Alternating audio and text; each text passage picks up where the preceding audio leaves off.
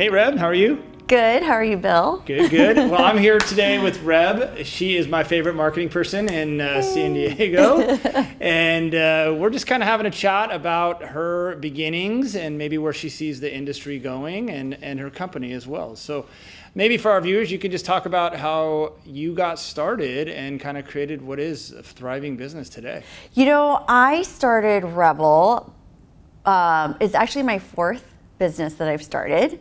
So I've always had an entrepreneurial spirit. My first business, it was actually like a gift basket business that I put together for realtors, and then I would go deliver them.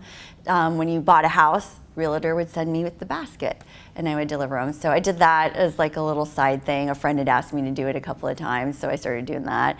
And then after that, I actually, with some really good friends of mine, there was 5 of us, we ran a entertainment business, a Polynesian dance entertainment business. Yeah, we had a studio, lessons, kids, practice, used to dance hula and Tahitian and all of that. So I did that, and this is all while I had full-time jobs.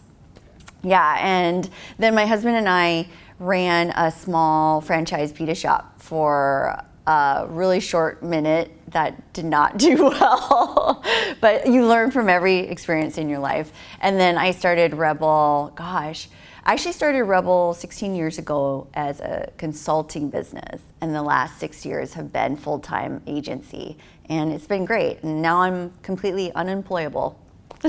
You made me realize in your story why we connect so well, and I think it's the entrepreneurial spirit.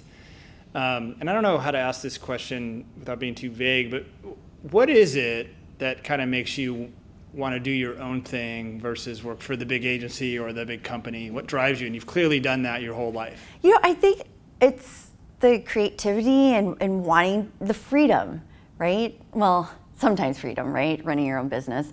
But I think that's part of it, and just feeling like I'm in control of my own destiny and what I do really matters. Where I've worked at larger organizations, you know, I've worked at Qualcomm, I've worked at big companies where you're just doing one thing and you're one person on a huge team. And not that you're not important, but it's not the same as doing your own business and running your own thing. So you like, at the end of the day, you like the freedom, being your own boss, making your own decisions. Yeah. How do you compete as, especially a woman-owned business in kind of a male-dominated industry, and you know, just 4 years old as well? What's your differentiator? I think because we're smaller and we are boutique, and I personally feel like being a woman is an advantage. So we get clients that are looking for a little more hands-on, custom service. Versus if you go with a large agency, obviously there's a big ticket price, but then they usually want to put you into their system, into their mold of how they want to run your marketing programs. We tend to work with companies that are growing, they have a lot going on, so they aren't necessarily able to fit into that system as easily, and they get frustrated, and so we can ebb and flow with them a lot easier. And we don't take on a ton of clients every year. We've got the number that works for us, any number of ongoing and then retainer clients, and we were able to really provide them a different kind of service, a more customized service. Obviously we're a client of yours, and I can attest to that. I think when we started working with you, that was the appeal, is you were listening, you were creative, you were flexible. The bigger agencies, like you said, they want to put you in that box, and there's obviously a place for that. But I think generally that's a benefit. We try to do the same thing, have that boutique service approach.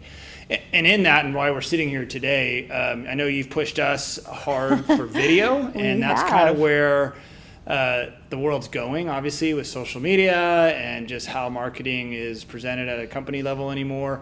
Yeah. How do you see your business shifting in the video world, and how would you rank it in terms of importance to just an overall marketing plan for a business? We decided probably 3 years ago now that we were going to go into video. We saw that trend already coming. And then with COVID and people getting on Zoom, it just got even more important. People are consuming content at just a crazy rate, and video is the leading form of content. So for our clients and like you with CMR, I'm so happy that you guys have decided to get into the video program and really utilize that tool. 84% of customers surveyed say they would rather watch a video than read an article.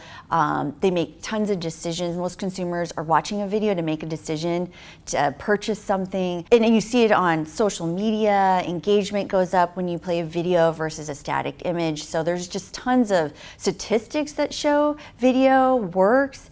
As far as marketing, we're helping our clients integrate it. It's not easy, being on camera, setup, scripts, planning it, getting your guests scheduled. It's a lot of work and effort, but if you do it right, you can get so much benefit out of it.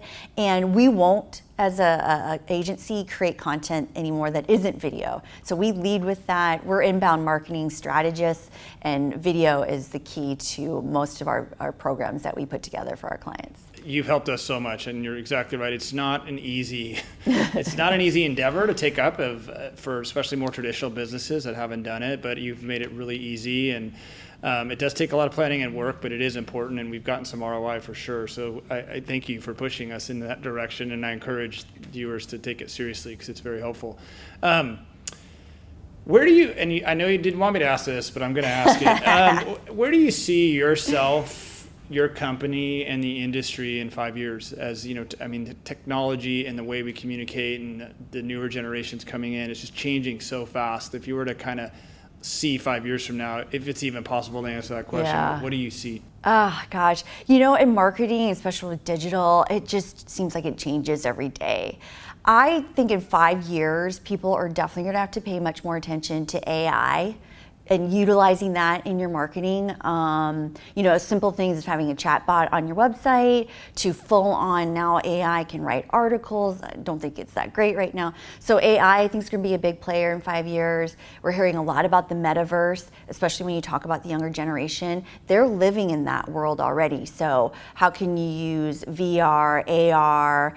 I definitely think consumer brands have to be forward thinking about the Metaverse and marketing. I know it sounds crazy, but doing things that are in the virtual world for sure. But one thing I know and I'm confident of, and especially in our type of business and where we're professional services, B2B, it'll still be relationship based. You'll still need to go out and talk to people and meet with people. And video is great at starting that conversation before you meet someone, but hands down, I know in the end, it really is about relationships and using the tools that are out there, but understanding how you communicate with your customer in the end is most important. Well, I guess my last question then, what is or what will be your avatar in the Metaverse?